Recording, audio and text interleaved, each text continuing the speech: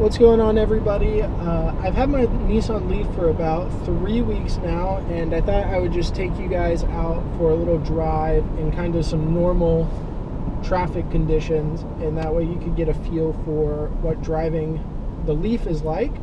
Right now, it's kind of rainy. It's about 45 degrees outside, but it'll give you a pretty good representation of what driving the car is like.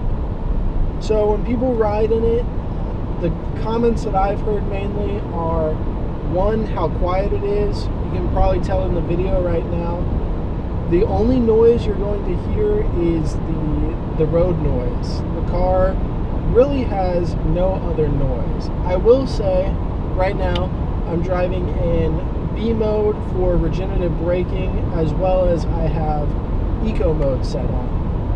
And with it being in regenerative braking, I will say that when you come to a stop, there is kind of a winding down noise that's a lot more prevalent with regenerative braking mode on, more so than if you're just driving in their standard D mode.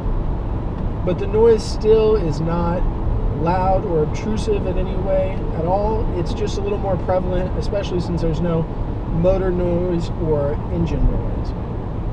The other thing people usually comment about, other than how quiet it is how smooth the ride is, and especially compared to a internal combustion engine car. I came from driving a Toyota Tundra, which is a very smooth car, or truck I should say, very smooth riding truck. This is in a complete league of its own. The thing is crazy.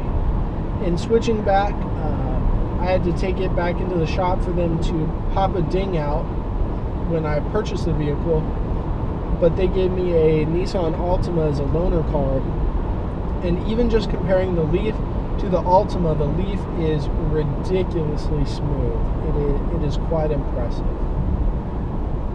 Other things about the car, I usually charge. I'm going to install a level 2 charger at my house. In the meantime, I've just been trickle charging, which really hasn't been an issue. I was afraid with how long the estimates say it takes for it to trickle charge, that would be a concern to have. But quite frankly, you never really deplete the battery all the way down. So the 23, I think they estimate 23-hour charge time for using a trickle charger, you never really encounter that, just because you never get the car down to close to 0 miles till empty. I have driven it one time on Thanksgiving Day. We went from my house to a house in downtown, to a hotel in downtown Austin, and it was about 30 miles each way. And then we had gone to Starbucks that morning, so that added another, I'd probably say 12 miles round trip. But we had the car fully loaded with me and then 4 other passengers going down to the hotel, and then the highway speed is 70 miles an hour. It did come close, a little closer than I would like for comfort, to running down out of battery. We ended up on just one red bar left. But other than that, I've never even come close to getting it lower than probably 20 miles. 25 miles left to empty, and that's city driving, but highway mixed in there as well. So I understand the car's not for everybody, and range is a big factor, but especially with the 2016's battery being improved, and then the completely new body redesign for the 2017, range is going to be something that no longer becomes an issue.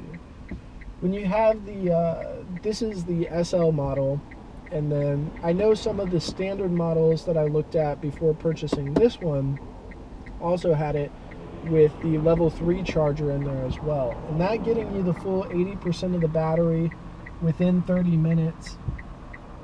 I know I live in Austin,